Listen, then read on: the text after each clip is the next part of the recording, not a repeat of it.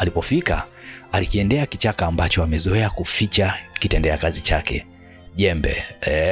Wale wakulima wenzangu tutakuwa tunaelewa, wakulima wa majembe ya mkono.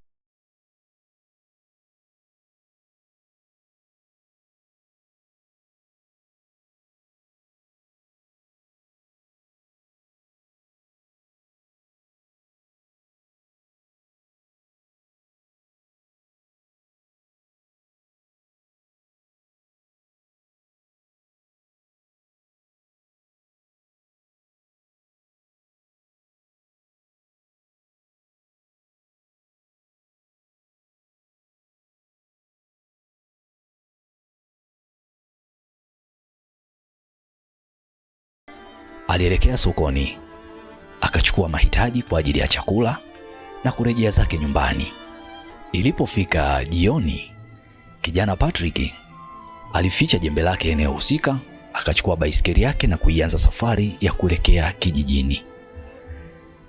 Alirejea huku akiwa anaimba wimbo taratibu ndani yake, wimbo ambao ulikuwa ni wa kumsifia Atugonza kwa uzuri wake.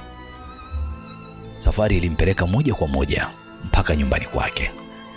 Patrick ni kijana ambaye alikuwa anaishi peke yake nyumbani kwao. Hii ni baada ya kuwapoteza wazazi wake wote wawili waliofariki kwa ajali ya meli. Kwa hivyo hakuwa na ndugu mwingine yoyote pale nyumbani isipokuwa alikuwa akiishi yeye peke yake. Alipofika nyumbani, alifungua nyumba, akaingia ndani na kuanza kuandaa chakula cha jioni. Alipika mwenyewe, lakini muda wote huu bado taswira ya Atugonza inazunguka kichwani. Alimaliza maandalizi ya chakula, akala, akaingia ndani kwa ajili ya kuweza kujipumzisha. Hii ni kawaida yake. Patrick kabla ya kulala alikuwa ni mpenzi sana wa kusoma vitabu. Alikuwa anapenda sana kusoma vitabu, na tabia hii alianza kuijenga tangu alipofaulu kutoka darasa la 7 kwenda kuianza form 1, licha ya kuwa elimu yake iliishia kidato cha pili kwa ugumu wa maisha. Usiku ulitanda. Baada ya kusoma kurasa kadhaa za kitabu chake, akalala. Vivyo hivyo kwa upande wa Atugonza, baada ya chakula na sala fupi baina yake yeye na bibi yake, walilala.